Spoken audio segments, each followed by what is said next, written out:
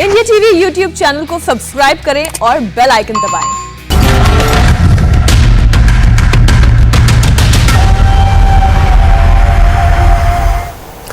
नमस्कार, मैं हूं सौरभ शर्मा और मुकाबला में आप सबका स्वागत है। आज भारत और चीन के बीच कोर कमांडर स्तर की 12वें दौर की बातचीत चल रही है। सीमा विवाद को हल करने के लिए भारत और चीन के बीच जोर आजमाइश हो रही है। इस वक्त पूरे देश को एक होना चाहिए, लेकिन ऐसे मौके पर भी राहुल गांधी नहीं चूके और उन्होंने एक ट्वीट करके भारत सरकार पर निशाना साधा और लिखा कि न देश की सीमाएं सुरक्षित हैं न राज्य की सीमा। यानी एक साथ राहुल गांधी दो सवाल उठा रहे हैं। राष्ट्र की सीमा की बात करके, एलएसी की बात करके, जहां उन्होंने देश के जवानों के भरोसे पर सवाल किया, दूसरी तरफ असम और मिजोरम के बीच के संघर्ष का जिक्र करके उन्होंने देश की आंतरिक सुरक्षा पर सवाल खड़े किए। सवाल यह है कि क्या यह सही वक्त था? क्या राहुल गांधी थोड़ा संयम नहीं रख सकते थे? घरेलू राजनीति में कब कहां क्या बात कहनी है, बोलनी है, यह एक अलग विषय हो सकता है, लेकिन जब बात अंतर्राष्ट्रीय स्तर पर देश की सीमाओं की हो, तब कहां क्या बोलना है, कौन सी बात कहनी है, किस लहजे में कहनी है, हर चीज बहुत मायने रखती है। कम से कम इस वक्त जब पूरे देश को एकजुट होना चाहिए था, तब राहुल गांधी को क्या ये ट्वीट करना चाहिए था? इस विषय पर आज हम अपने मेहमानों से बात करेंगे कि आखिर राहुल गांधी चाहते क्या हैं। आखिर राहुल गांधी को देश की सेना पर, जवानों पर क्या भरोसा नहीं है?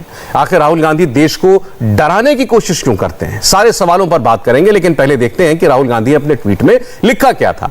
तो आपके सामने वो ट्वीट है राहुल गांधी का, जिसमें वो कह रहे हैं कि ना राष्ट्रीय सीमा सुरक्षित है ना राज्य सीमा।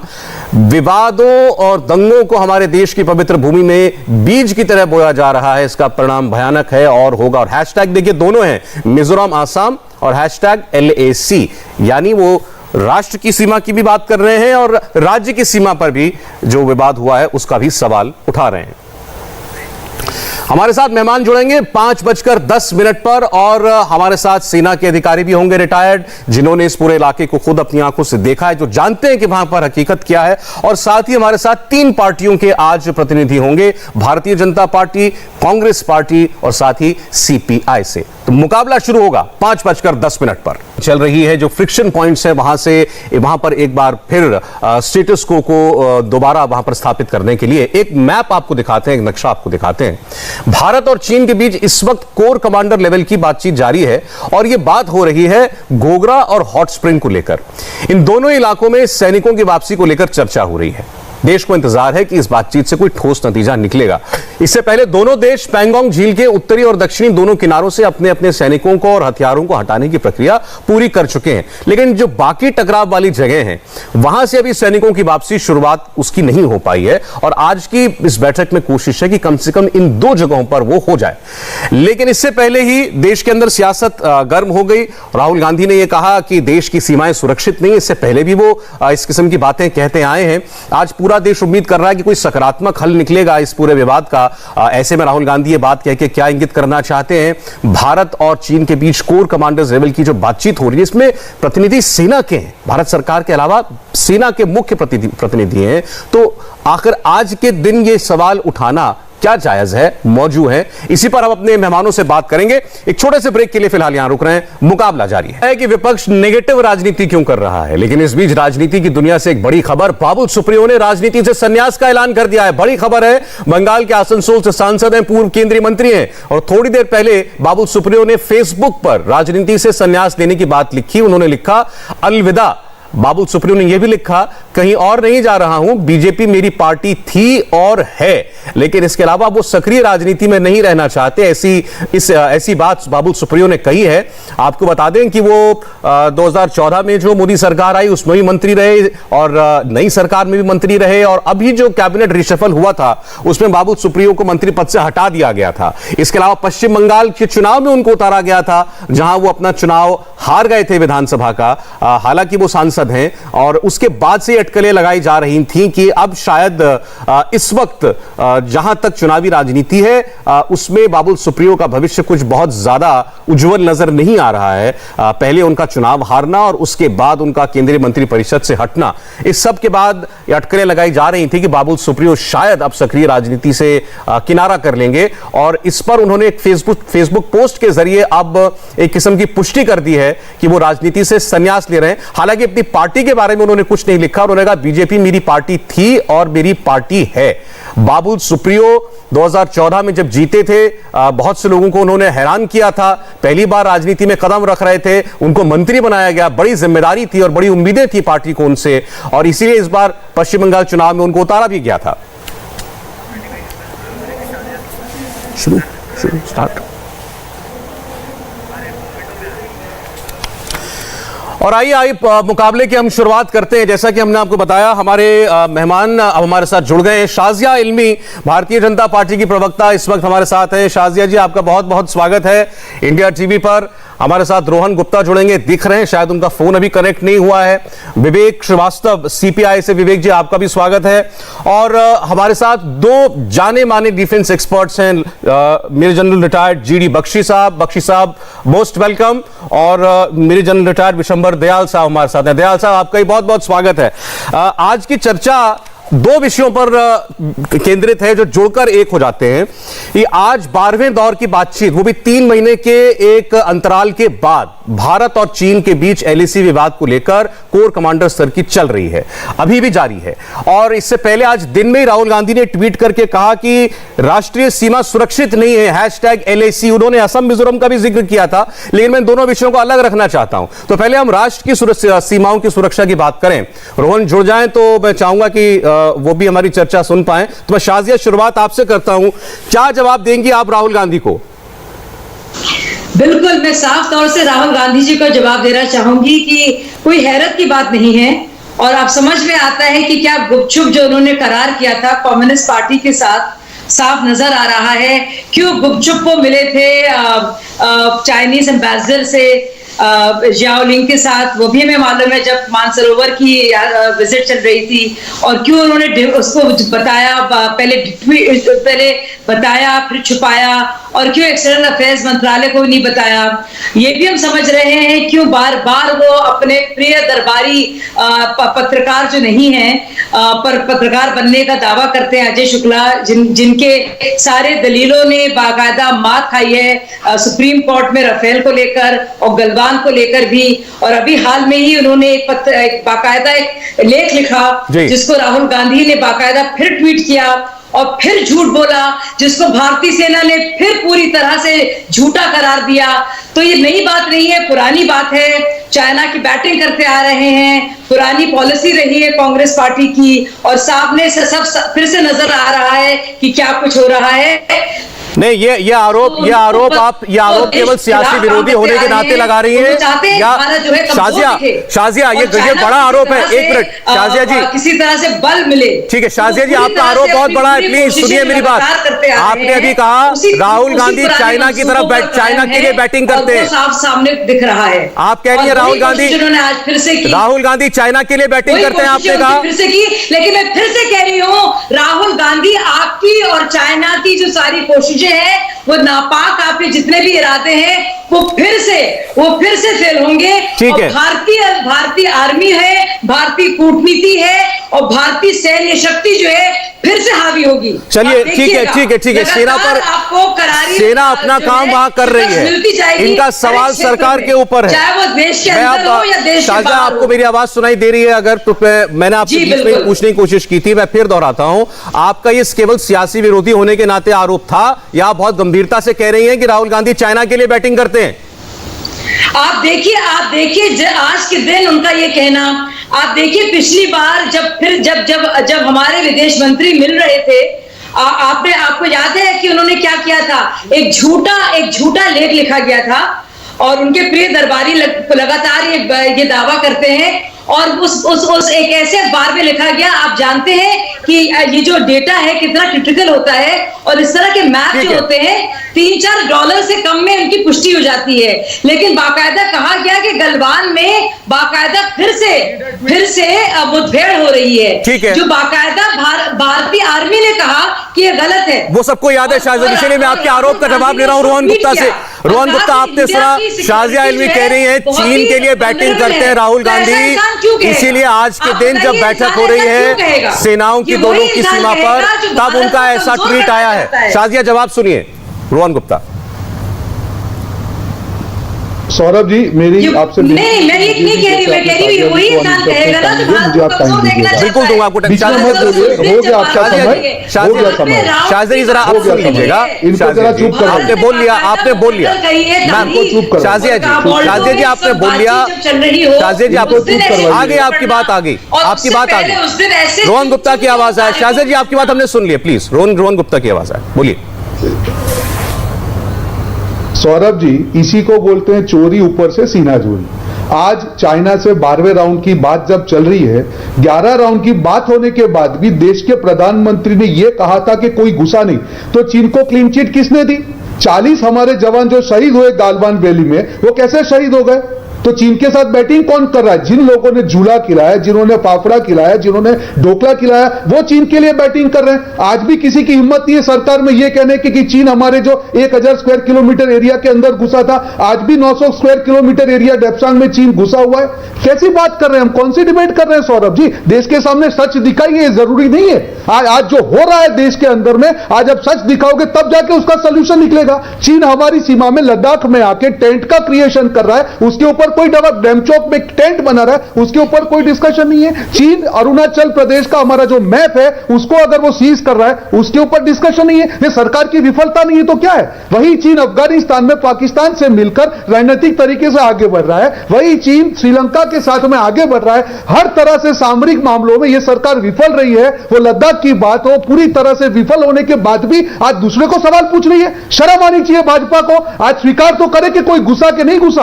आज मैं वो सवाल पूछना चाहूंगा भाजपा से कि कम से कम 1-1.5 साल के बाद में बताओ, स्वीकार करो कि आपके कारण चीन हमारी सीमा में घुसा, हमारे सैनिक शहीद हुए, 1000 स्क्वायर किलोमीटर एरिया के अंदर चीन घुसा है। चलिए बताइए, जरा जवाब दीजिए देश को। देखिए, आप जवाब दे नहीं पाए मेरी बात का कि क्यों राहुल गांधी ने आज के दिन ये ट्वीट किया। पिछली बार अपने दरबारी लेखक के द्वारा ये झूठा लेख लिखाया, और क्यों भारतीय आर्मी को बाकायदा इस पर जो है बयान देना पड़ा कि पूरी तरह से निराधार है। और उससे पहले भी बार बार झूठे लेख लिखकर, चाहे वो गलवान में मुठभेड़ की बात हो जो कि हिंसक रही है, और हमेशा भारत के पक्ष को कमजोर करने की कोशिश की गई, और यहाँ झूठे मूठे जो करार हुए हैं, गुपचुप तरीके से मुलाकातें हुई हैं, आप वो तो जवाब दे नहीं पा रहे हैं और गोल गोल घूम रहे हैं। रही चीन की बात, किसने कितना सीमा में कितना क्षेत्र खोया है, किसने चीन के लिए लाल कारपेट बिछाया है, किसने चीन के लिए बाकायदा अपने खुद का देश का स्वायत्त इंटरेस्ट को खोया है, परमानेंट सिक्योरिटी काउंसिल में अपनी परमानेंट सीट। चलिए ठीक है, उतना पीछे जाने का फायदा नहीं है। शाजिया जी, बात आज की हो रही है। इनका कहना यह है प्रधानमंत्री ने कहा था ना कोई घुसा है, ना कोई हमारी जमीन गई है, तो हम चीन से इतनी बातचीत किस बात के लिए कर रहे थे? ठीक है शाजिया जी, मैं अब चर्चा में ला रहा हूं जनरल बख्शी साहब को ला रहा हूं। मिलिट्री एक्सपर्ट है, मिलिट्री हिस्टोरियन भी है, जानते हैं हकीकत क्या है। जनरल साहब, शाजिया सुनिएगा, शाजिया थोड़ी आवाज कम कीजिए। जनरल साहब, ये बात बार बार कही जा रही है कांग्रेस पार्टी की तरफ से भी कि 1000 किलोमीटर हमारी जमीन चली गई, 1000 किलोमीटर हमारी जमीन पर चीन बैठा है, हम पेट्रोलिंग नहीं कर पा रहे हैं उसकी। सौरभ जी देखिए साहब, सौरभ जी एक मिनट, फोन कट हो गया था, मैं मेरी बात खत्म करना चाहूंगा। अच्छा, अब उन्होंने बोलना शुरू कर दिया, मैं इसके बाद आपके पास अब ये आपके चिल्लकों वाले बंद हो। आप बोलिए। हाँ जी, देखिए साहब, मैं केवल इतना कहना चाहूंगा कि राष्ट्रीय सुरक्षा के मामलों में हर परिपक्व प्रजातंत्र में एक बाइपार्टिजन कंसेंसस होता है कि साहब जहां तक दुश्मन का सवाल है हम एक जबान में बोले। लेकिन कुछ दिनों से हमको बड़ा दुख हो रहा है देखकर कि ऐसी पोलराइजेशन पॉलिटिकल हुई है हमारे देश में कि विपक्ष और जो सत्ता पार्टी है वो बिल्कुल ही एट 6 and 7 उनके जो सारे के सारे स्टेटमेंट्स आ रहे हैं। देखिए, जहां तक सीमा पर क्या हो रहा है उसका आधिकारिक स्रोत है भारत की सेना। They are in contact. आप प्लीज उनके ऑफिशियल बयान सुन लीजिए, उसके बाद आप कुछ कहिए। आप हमेशा हमारे जो एडीजी पीआई है, additional directorate general of public information, 24 घंटे वो उनका स्टाफ अवेलेबल रहता है। आपको कोई डाउट है आप फोन उठाइए, उनसे पूछ लीजिए। अब आप कॉरेस्पॉन्डेंट ए, कॉरेस्पॉन्डेंट बी, सी को तो वो तो बॉर्डर पे तो नहीं बैठे ना, दिल्ली बैठे वो सेना से ज्यादा नहीं जान सकते कि हमारे बॉर्डर पे क्या हो रहा है। बिल्कुल सही बात है कि चीन ने कोविड का फायदा उठाकर हमको चकमा देने की कोशिश करी हमारे एरिया में, जो कि खासकर जो कि हमारी perception of line of control और उनकी perception of line of control में जो ग्रे जोन है उसके अंदर आने की चीन ने कोशिश की थी और हमारी फौजों ने उसको जवाब दिया। हमने जब हमको ये पता चला तो हमने एकदम tank for tank, gun for gun, man for man उनको हमने मैच किया वहां डिप्लॉयमेंट में। और फिर गालवान का वो झड़प हुई जिसमें हमारे 20 जवान शहीद हुए तो उनके 65 से ज्यादा शहीद हुए। ठीक है साहब। और अगर CIA और रूस की भी बात की जाए तो CIA ने 35 बताया चीनी मारे गए और रूस ने तो 45 बताए। चीन के अपने अंदर से जो सोर्सेज हैं वो लोग 100 के करीब बता रहे हैं और उनको जेल की सजा दे दी गई। उसके बाद साहब जो सबसे बड़ा हमने पलटवार किया था वो हमने कैलाश रेंज में किया था।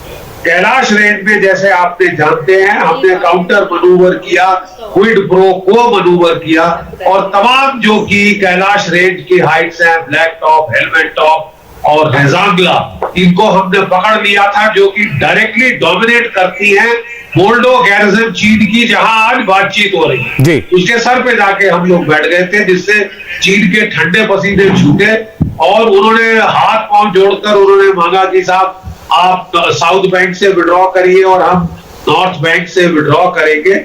और उसके बाद जिस स्पीड से वो पीछे गए वो उनकी जो है असमंजस दिखाता था, उनका जो ठंडा पसीना निकल रहा था हमारी ऑक्यूपेशन ऑफ कैलाश रेंज वो दिखाता है। ठीक है, मेरा सिर्फ ये कहना है as a very impartial observer कि शायद हमको कैलाश रेंज का एडवांटेज ये जो ट्रम्प कार्ड था इतनी जल्दी नहीं खोना चाहिए। ठीक, हमको भी उनको तब तक नहीं खाली करनी चाहिए थी कैलाश रेंज जब तक कि वो देपसांग और हॉट स्प्रिंग और जो गलवान के इलाके में जो उन्होंने घुसपैठ की कोशिश की है उसको खाली नहीं।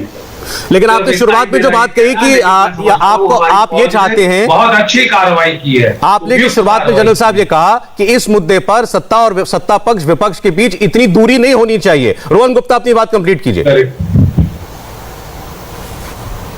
बिल्कुल, देखिए जनरल बख्शी जी ने जो बात कही उसी को मैं आगे लेके जाता हूं। उन्होंने कहा कि डेपसांग हो, गालवान हो, वहां पे चीनी घुसपैठ हुई है। ऑब्वियसली लाइन ऑफ जो LAC है, हमारी जो LAC अगर वो घुसपैठ अंदर होगी तो चीन की सेना हमारे सीना में घुसी है। तो मेरा यही कहना है कि आज तक सरकार ने तो ये चीज मानी नहीं है सौरभ जी, तो आज अपमान किसने किया? मेरा यह कहना है, देखिए चीन पे हम भरोसा नहीं कर सकते, हम सब जानते हैं वो हमारा दुश्मन है, पर कम से कम अगर उसकी जो हिमाकत है उसको स्वीकार करने से मुझे लगता है कि हम सॉल्यूशन बेटर तरीके से ला पाएंगे। यह कह देना कि कोई गुस्सा नहीं है और सारी डिबेट को उसके ऊपर डाइवर्ट करना है, मेरा इसके सामने विरोध है। चीन गंदा देश है, गद्दार देश है, उस पर भरोसा नहीं कर सकते। ये सरकार ने कूटनीतिक तरीके से चीन पर भरोसा करके झूला के कहीं ना कहीं गलती की और मैं GD बख्शी जी के साथ में हूं। जो कैलाश का हमारा जो ट्रम्प कार्ड था उसको हमको नहीं खोना चाहिए था। जब तक डेपसांग, जहां पे आज भी 900 स्क्वायर किलोमीटर का एरिया में चीन घुसा हुआ है, तब तक उसका सोल्यूशन नहीं आता था। हमको कैलाश के पॉइंट का कॉम्प्रोमाइज नहीं करना चाहिए था। मैं यही कहना चाह रहा हूं रोहन जी, लेकिन जनरल साहब ने इसके अलावा भी कहा, अगर सरकार ये मानने को तैयार नहीं है कि चीन ने हमारी परसेप्शन ऑफ LAC अपेक्षा रखना गलत है। नहीं, लेकिन जनरल साहब ने एक और बात कही ना रोहन जी, उन्होंने ये भी कहा कि जो ऑथेंटिक बात आपको पता चल सकती है, देश को पता चल सकती है, वो केवल सेना के सोर्सेस से सेना ही बता सकती है, सेना ही है वहां पर। तो राहुल गांधी जी जब नहीं तो लेकिन एक सेकंड तो फिर जब राहुल गांधी जी ने वो आर्टिकल देश के सामने ट्वीट किया था जिसमें कहा गया था कि एक और झड़प हो गई है, भारतीय सेना ने कह दिया कि ये आर्टिकल लिखने वाले ने बदनीयती से लिखा है, ये उनके शब्द थे भारतीय सेना के। तो क्या राहुल जी को रिट्रैक्ट नहीं कर लेना चाहिए था कम से कम? मैं कह रहा हूं सौरभ जी, अभी मैं नहीं आप सुन लीजिए अभी जो JD बख्शी जी ने कहा वो क्या सेना ने कहा, वो आज वो निवृत्त हमारे अधिकारी हैं, उन्होंने कहा कि डेपसांग की बात हो और सबकी बात हो उसमें जहां पे चाइना ने एंटर किया है, आज तक वो आज 1 साल सरकार मानने को तैयार नहीं है। शहादत का पहले सरकार से झूठे पत्रकार के झूठे लेख को ट्वीट किया और उसके सामने भारत के कमजोर दिखाया, इसके लिए राहुल गांधी को माफी मांगनी चाहिए और उस ट्वीट को डिलीट करना चाहिए। चलिए ठीक है, और आज के चलिए ठीक है, अच्छा चलिए एक मिनट। अब सवाल ये है, अब मैं जो बुनियादी सवाल जो राहुल गांधी ने उठाया कि हमारी देश की सीमाएं सुरक्षित नहीं है, दयाल साहब, अगर देश के विपक्ष का एक बड़ा नेता ये ऐसी बात कहता है तो रोहन गुप्ता जो कह रहे हैं हमें उसका नोटिस लेना चाहिए, हमें सरकार से पूछना चाहिए, बताओ ऐसा क्यों, ऐसी बात क्यों कही गई है, या राहुल गांधी से पूछना चाहिए कि आपको क्यों असुरक्षित लग रही है सीमाएं?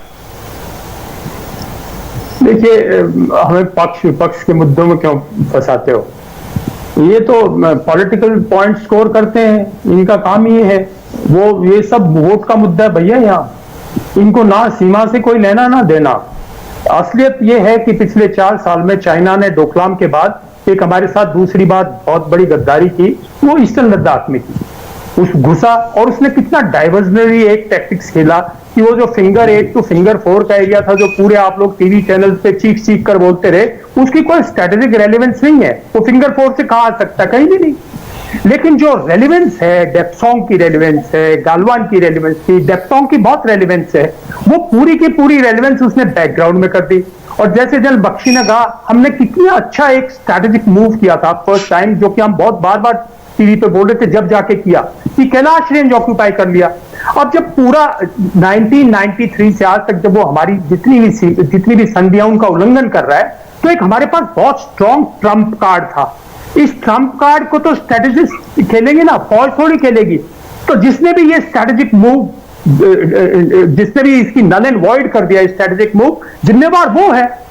इसमें उसको ढूंढिए ना, किसने स्ट्रेटेजिक ये डिसाइड किया कि पूरी ये एक ऐसा मौका था। आज तक हमारे ईस्टर्न लद्दाख पर मैप्स चेंज नहीं है, पाकिस्तान आज तक, चाइना ने मैप्स नहीं दिए हमें, आज तक मैप्स एक्सचेंज नहीं किए। वो चाइना जो गेम खेल रहा है, आप उसके गेम में खेले जा रहे हो। और इधर भारत में पार्लियामेंट में भी लोग कहते हैं साहब ये उसकी परसेप्शन है। अरे गोली मारो उसकी परसेप्शन को। कल उसकी परसेप्शन में दिल्ली अगर उसके उसमें है, कल लद्दाख का अगर वो कहता है ले मेरे बाउंड्री में, तो ये थोड़ी वो उसकी बन जाएगी। ठीक है, परसेप्शन वो है जो 1960 में उसने क्लियरली डिफाइन की थी। 1962 में वो आके बैठ गया था, उसके हमारी टेरिटरी है और वो हमारी टेरिटरी है। सिरजब पे हमारे जवान शहीद हुए थे, इस पूरी एलसी पर वो वहां तक आ गया था जहां तक हमारे जवान थे। उसके बाद 1 इंच भी उसको देना। कैलाश रेंज हमारी है, क्यों खाली? तो ये बताइए ना जनरल साहब, ये कैलाश रेंज का मुद्दा है, एक सेकंड, ये कैलाश रेंज का मुद्दा आपके हिसाब से ये जी, मैं आपसे समझने के लिए पूछ रहा हूं, समझने के लिए जानना चाह रहा था। मैं समझाऊंगा। अच्छा बोलिए बोलिए। इस देश की सेना जनरल बख्शी क्या दुनिया मानती है। हाई एल्टीट्यूड में चाइना हमारा मुकाबला नहीं कर सकता साहब। हम ग्लेशियर में बैठे हैं पिछले 25 साल से, 30 साल से ज्यादा हो गए, और ग्लेशियर में हम पाकिस्तान को हिलने नहीं देते। हमारे पास तजुर्बा था। कुछ लोग कहते हैं कैलाश रेंज से बहुत ठंड थी, बहुत ये था, बहुत कुछ नहीं। हम तजुर्बेकार सेना है। अगर आप कैलाश रेंज से बैठते, वो मुकाबला हो गया था, वो रेस्टलेस था जी। हम अपनी पब्लिक ओपिनियन को सेटल करने के लिए फिंगर 4 टू फिंगर 8 पे चाइना चला गया, तालियां बजाने लग गए और हमने कैलाश रेंज छोड़ दी।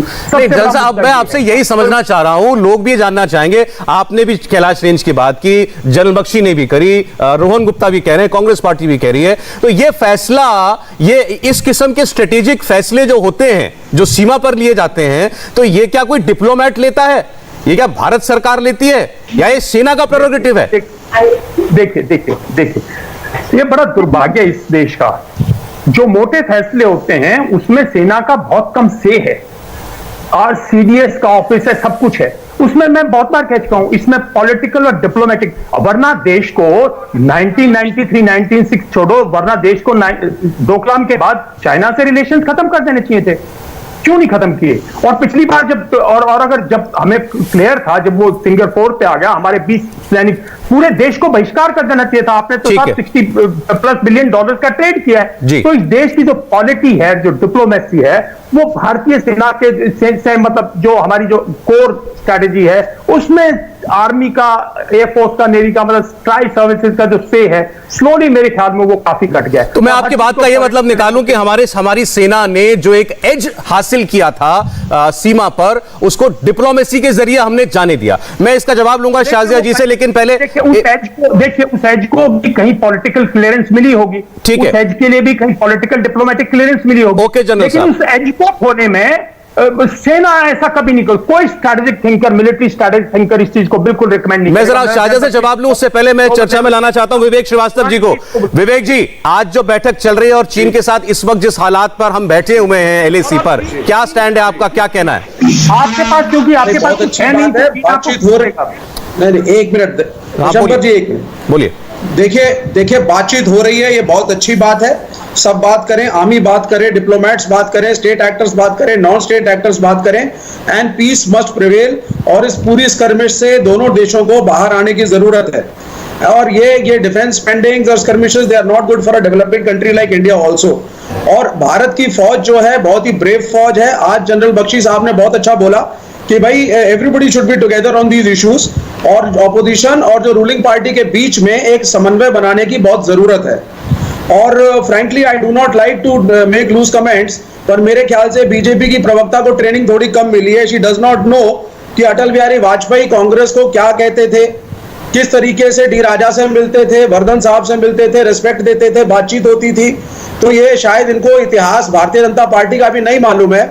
और यहाँ खड़े पांव नेशनल टीवी के ऊपर राहुल गांधी को, कांग्रेस पार्टी को, सभी को चाइना का एजेंट कहना, सभी को कह देना कि साहब आप एंटी नेशनल हैं, आप देश के खिलाफ है, these are very immature statements.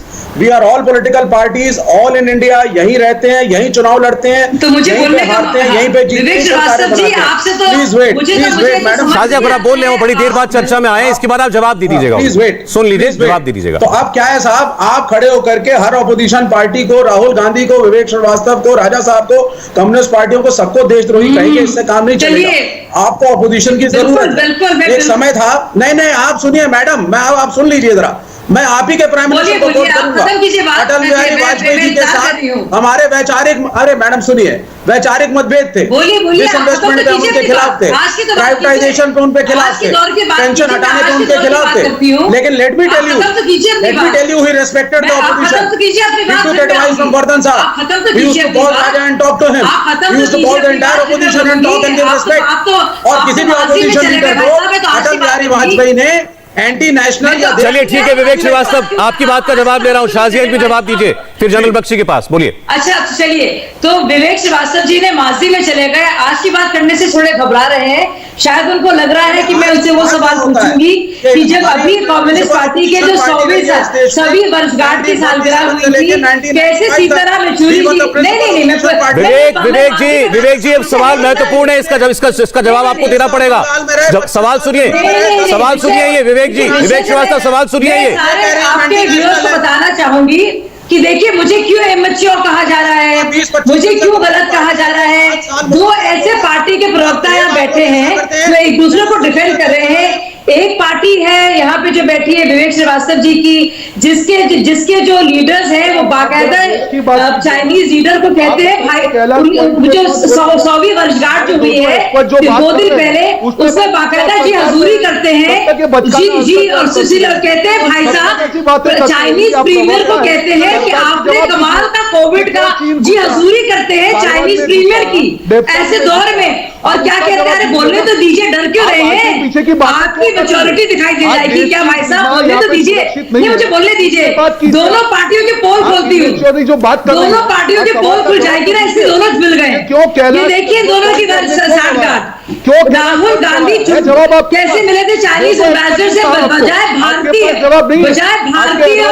विदेश मंत्रालय को बताए बगैर। अरे मुझे बोलने दीजिए, कोई फायदा नहीं है, कोई फायदा नहीं। रोहन जी सिर्फ समय जाता है और कुछ नहीं होता, कंप्लीट करने दीजिए इनको। शाहजिया की आवाज आए, शाहजिया अपनी बात कंप्लीट कीजिए प्लीज, कंक्लूड कीजिए। पूरी दुनिया ने मैं जो बोलने का वक्त दीजिए, आप बोलिए, कंक्लूड कीजिए। दो पार्टियों के और दोनों के मैंने पोल खोले हैं, वो भी तर्क देकर और तथ्य देकर। एक तथ्य क्या कि राहुल गांधी का ट्वीट क्या कहता है कि हम लोग जो है हमारी सीमाएं सुरक्षित नहीं है। और एक और तथ्य क्या, उन्हीं की पार्टी क्या, उन्होंने एक झूठे लेख को जो बाकायदा वेरीफाई वो कर सकते थे, क्योंकि ठीक है। सिर्फ $5 में इस तरह का डेटा नहीं, ठीक नहीं है। बोलने दीजिए मुझे, बहुत जरूरी बातें हैं जो पूरी आज के हमारे देश को पता होनी चाहिए। दो आप बोल पार्टियां क्या चुकी कर हैं ये रही बात, हाँ। क्यों नहीं, पर उन्होंने उसकी बात बोला है। तो उन्होंने 2 झूठे ट्वीट करे हैं और दोनों ट्वीटों में कहा है कि हमारी सुरक्षाएं जो है पूरी तरह से हमारी सीमाएं सुरक्षित नहीं है, जबकि पूरी तरह से दुनिया जानती है कि हमारी बोलने पर ये तारीखें जो है मुकर्रर की गई हैं और बार-बार राउंड की वार्ता चल रही है। और इंडियन आर्मी ने उस लेख पर और राहुल गांधी का बयान को कहा है कि पूरी तरह से वो निराधार है, झूठा है। तो ये उस बात का सच है जो बताता है कि किस इंटेंशन से, कि झूठ से उन्होंने वो लिखी, झूठे मन से उन्होंने लिखा था और भारत की पोजीशन को हल्का किया था। दूसरी बात, ये कुछ मुंह से बोलेंगे विवेक जी और अटल बिहारी वाजपेयी जी, इनको इसलिए याद आ रहे हैं क्योंकि आज के दौर तक वो पहुंचना नहीं चाह रहे हैं। इन्होंने चाइनीज प्रीमियर को तारीफ की है और कहा है, सीताराम येचुरी जी ने हाथ जोड़कर वेबिनार में 2 दिन पहले कि भाई साहब थैंक यू वेरी मच, आपने कोविड में क्या शानदार काम किया है। सोचिए हमारे देश के ये नेता हैं आज के दौर में जो पूरा दुनिया जानना चाह रही है कि कोविड कहां से आया। ये ऐसे महान नेता हैं जो चलिए ठीक है शाजिया जी, तो बात करते हैं ठीक है शाजिया जी, और चाइना के प्रीमियर के सामने बजाय पूछने की आपको, चलिए ठीक है, ओके शाजिया जी, ठीक है, आपने कह लिया। आपको अब मैं जब आपके पास अगली बार आऊंगा आपको कैलाश रेंज का जवाब देना है। आपने बोल लिया शाजिया जी, आपको कैलाश रेंज का जवाब देना है। 4 प्रवक्ताओं ने सवाल पूछा है आपसे, तो आप उसका जवाब आप तलाशिए। मैंने बोली है ना, नहीं ठीक है, आप कैलाश रेंज का जवाब तलाशिए। मैं जा रहा हूं जनरल बख्शी के पास। सीसीपी की सेंटिनरी बैठक में जनरल साहब भारत की कम्युनिस्ट पार्टियों के नेता शामिल होते हैं, बड़े बड़े नेता। अभी विवेक श्रीवास्तव जी भारत को नसीहत दे रहे थे कि डिफेंस एक्सपेंडिचर बढ़ाने से कुछ नहीं होगा, ये हमारा सीमाओं पर स्कर्मिशेस से हमें कुछ हासिल नहीं होगा, शांति की बात होनी चाहिए। और ऐसे हालात में सीसीपी की सेंटिनरी बैठक में जलसे में उनका शामिल होना, इस पर क्या राय आपकी? देखिए साहब, बात ऐसी है कि चाइना का डिफेंस एक्सपेंडिचर 5 गुना। देखिए साहब, मेरे को बोला है, आप प्लीज इनको मत बीच में। आप बोलिए। मैं कह रहा हूं कि चाइना का डिफेंस एक्सपेंडिचर भारत के डिफेंस एक्सपेंडिचर से 5 गुना ज्यादा है, और आप कह रहे हैं कि हमको डिफेंस एक्सपेंडिचर कम करना चाहिए, जबकि हमको चाइना पाकिस्तान दोनों को देखना है।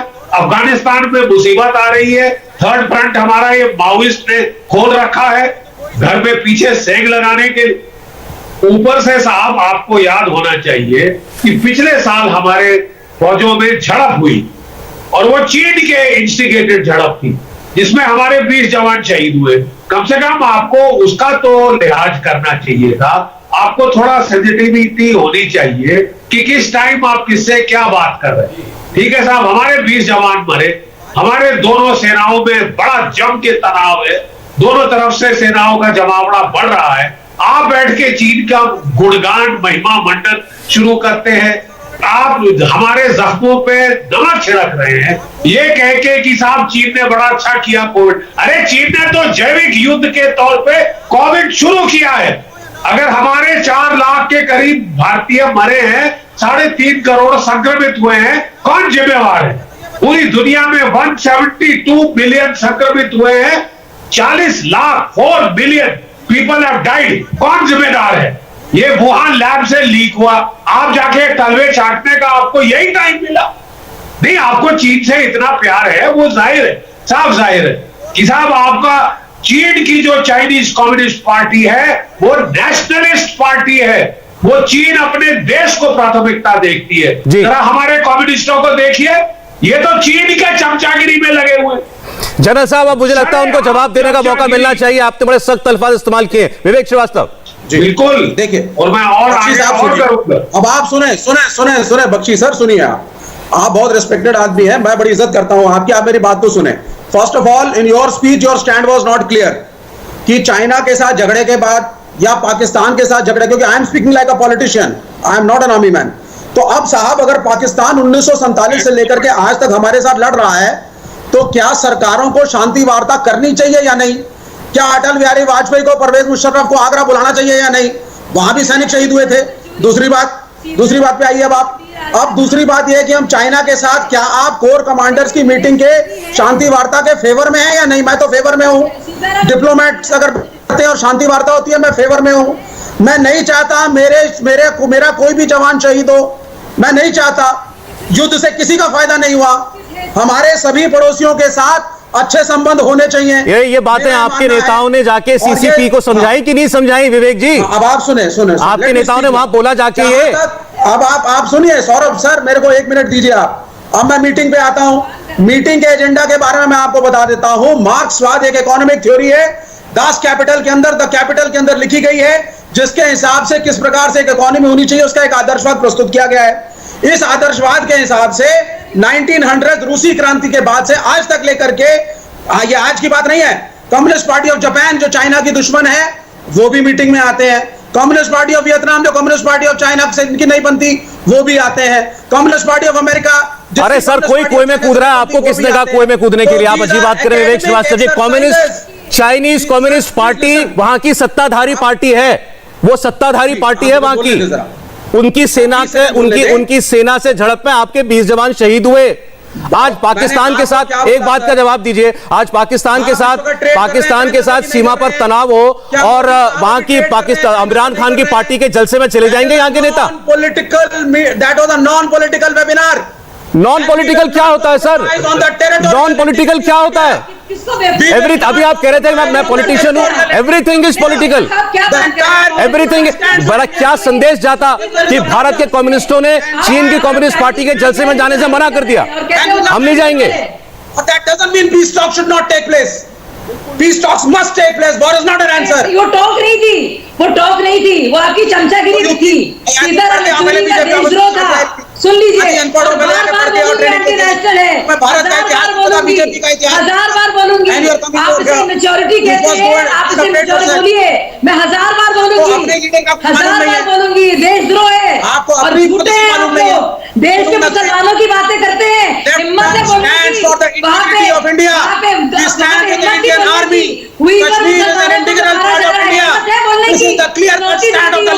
कम्युनिस्ट पार्टी से बोलने की हिम्मत है। चाइना में जो मारा जा रहा है मुसलमानों को, देश में मुसलमानों की बड़ी फिक्र जाती है, जहाँ पे बड़े पॉलिटिकल बन जाते हैं। चलिए ठीक है, हिम्मत थी। उनका वीडियो लिंक डिस्कनेक्ट हो गया है। शाजी, आपकी बात उन तक पहुंच लीजिए। मैं रोहन गुप्ता जी को फिर चर्चा में लाना चाहता हूं और मैं फिर ये कहूंगा, रोहन जी मेरा एक मिनट, रोहन कुछ कहना चाह रहे हैं and Shazi you will have to answer for Kailash range. Rohan Gupta, उसके बाद आप। रोहन गुप्ता, एक मिनट। रोहन गुप्ता, शाजिया जी एक मिनट। रोहन बहुत देर से सुन रहे हैं, अब उनको शांति से सुनिए। रोहन गुप्ता की आवाज आए। रोहन गुप्ता बोलिए। देखिए, जिस प्रकार से आपने भी सवाल पूछे सौरभ जी, दो यहाँ पे डिफेंस एक्सपर्ट बैठे हुए हैं। जहां देश की बात होती है हम सबको इकट्ठा साथ में मिलकर चलना है, पर जो हकीकत है, जैसे आपने कैलाश रेंज की हमारे दोनों एक्सपर्ट ने बात की, आज भाजपा प्रवक्ता उसकी बात नहीं करेंगे क्योंकि उनको लगता है कि उनका झूठ पकड़ा जाएगा। जब तक देश की सरकार अपनी सत्ता बचाने के लिए देश के साथ खिलवाड़ करेगी, देश की सीमा सुरक्षित नहीं हो सकती है। आज चीन अगर हमारा दुश्मन है तो पहले मानना पड़ेगा कि उसकी यह हरकत हुई है, पहले मानना पड़ेगा कि चीन की हरकत से हमारे सैनिक जवान जो हमारे शहीद हुए हैं, पहले मानना पड़ेगा आज भी लद्दाख के अंदर चीन घुस के टेंट बना रहा है, पहले मानना पड़ेगा कि अरुणाचल में घुस के आज भी चीन अपनी सत्ता का दावा ठोक रहा है। जब तक हकीकत का आप स्वीकार नहीं करोगे तब आप चीन से कैसे लड़ोगे, कैसे आप विपक्ष को साथ में रखोगे? आप झूठ बोलते जाओगे कि कोई गुस्सा नहीं है, कोई चीन हमारे वहां और हम उसके साथ हम सहमत हो जाए, ये तो तरीका नहीं है। हम अगर विपक्ष हैं, देश की जनता है, आप सच तो बोलिए देश के सामने। आज हम ये डिस्कशन क्यों कर रहे हैं? चाइना से 12 राउंड की टॉक क्यों चल रही है सौरभ जी? क्योंकि चाइना ने हमारे एरिया में एंट्री की। आज डेप्सांग की जो बात के, वापस उस मुद्दे पे आ रहा हूं, डेप्सांग में 900 स्क्वायर किलोमीटर एरिया अभी भी चाइना दबा के बैठा है और हमने कैलाश पॉइंट को छोड़ दिया। क्या सरकार को इसका जवाब नहीं देना चाहिए? अरे राहुल गांधी की सारी बात बाद में कर लेना, पर अगर आप सरकार में हैं, आप शासन पार्टी में, तो आपकी जिम्मेदारी है कि देश की जनता को हकीकत बताए और सच बताए। चाइना आज भी बाहर क्यों नहीं? रोहन जी, मैं अभी तुरंत शाजिया इल्मी से कह रहा हूं कि आपकी बात का जवाब दे। आप एक मिनट शाजिया, एक मिनट, मैं अभी आपकी बात का जवाब देंगी, लेकिन उससे पहले क्या, क्योंकि बहुत सारी पार्टियों ने कम्युनिस्ट पार्टी की निंदा की है उस बैठक में जाने से। आपका क्या स्टैंड है? देश के कम्युनिस्टों को जाना चाहिए था चीन की कम्युनिस्ट पार्टी के सालाना जलसे में, 100 सालाना जलसे में? देखिए, मेरा सिर्फ ये कहना है, जहां देश की बात है, अगर देश का दुश्मन है तो बिल्कुल नहीं, उनको चीन को झूला झूलाना भी गलत था, उनको ढोकला खिलाना भी गलत था, और मुझे लगता है जाना भी गलत था। जहां देश की बात आती है हमको सबसे आगे खड़े रहना है, और ये भी एक गद्दारी है, कोई गुस्सा नहीं बोलना, ये भी देश से गद्दारी है। जवाब ले रहा हूं हमारे जो सैनिक, बताइए शाज़िया इल्मी, हमारे जवान, 4 लोग पूछ रहे हैं कैलाश रेंज के बारे में, बोलिए जवाब दे। बार-बार झूला झुलाना कहते, झूला झुलाना क्या था बताइए ना। कैलाश पॉइंट जब दोनों प्रीमियर जो प्रीमियर और प्राइम मिनिस्टर की मीटिंग थी, तो अलग-अलग इवेंट से पहले नॉलेज लेके आइए। झूला झुलाना क्या था, ये समझ में नहीं आया। नहीं, झूला झुलाना बार-बार आप लोग कहते हैं जब इवेंट्स होते हैं, मतलब किस तरह की बचाना और अहमकाना बातें आप नॉलेज है क्या आपके पास? जो अलग-अलग लेवल पर मीटिंग्स होती है, तो बार-बार झूला झुलाना कहते हैं आप लोग। किलोमीटर तक आप बताइए, ये अहमकाना बातें जो आप पे राहुल गांधी करते रहते हैं, जवाब है आपके पास? बार-बार चाइना लगता है कि चाइना के नहीं, झूला झुलाना बार-बार मैं सुनती रहती हूँ कांग्रेस के प्रवक्ताओं से। मुझे बहुत ही बहुत ही शर्म आती है कि इतना लेवल इनका गिर गया है कि बड़े-बड़े लेवल पर जब दोनों